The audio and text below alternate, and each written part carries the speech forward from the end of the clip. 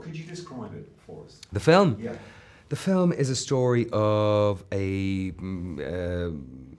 kind of almost debutante's house, a house that is inhabited by 7 women, one of whom is the headmistress of the home, Miss Farnsworth, who administers control over her students, her flock, with kind of an iron fist, but also with a great deal of love and care. And she's trying to raise these women up and teach them etiquette and French and prepare them for the world that they will eventually enter after the Civil War. The Civil War is raging at this time around this house, and I play a Union soldier who's potentially mortally wounded at the start of the film and gets brought into the house, and these women are Southerners. I'm a Union soldier from the North, get brought into the house. They tend to get me strong again, and then I do make some ill-advised choices, and tension begins to appear in the house, and it all kind of goes to hell in a handbasket really fast in about an hour and 26 minutes, I believe.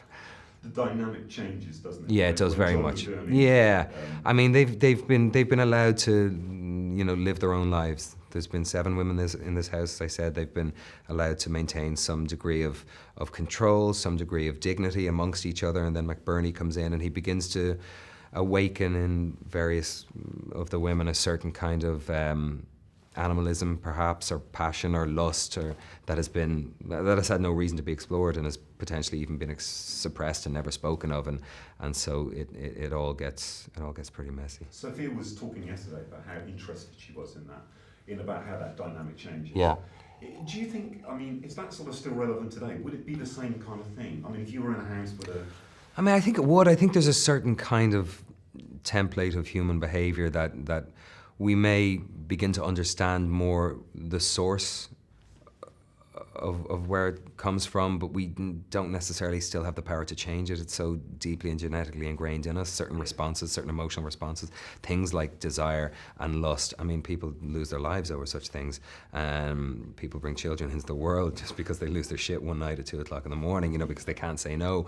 And so I don't know that much has changed. You look at the Stanford prison experiment as a different thing. It didn't involve any women, but the idea of power and control and human behavior and status is something that's incredibly powerful from it. And a lot of it would obviously involve the ego, but I don't think we're that different. I think it would, it'd just be hard to find an environment where there would be that house on its own with 6 women. That was something that was more of the time, or more, yeah. What was it like on set then?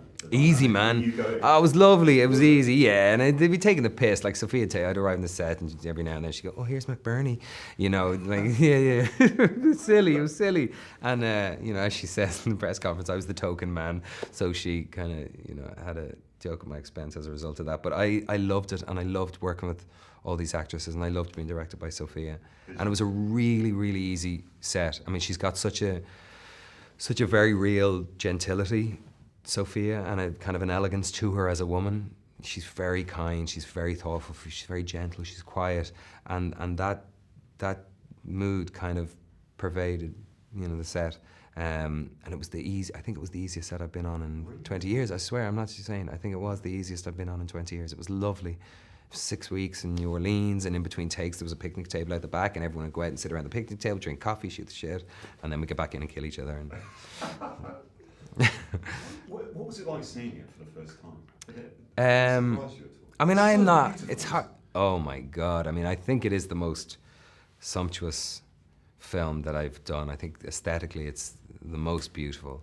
The way Philippe Lassorde lit it was like it was like a dream, And I think that was a gorgeous counterpoint, and it was a very clear choice on Sophia's part to the violence that ends up taking place within the house, and the kind of internal sickness that ends up coming up through a couple of the characters. I think there was a nice counterpoint to the beauty and the elegance and the softness and the dreamlike aspect of the way she shot it and lit it to what actually the ugliness that ultimately takes place and takes hold.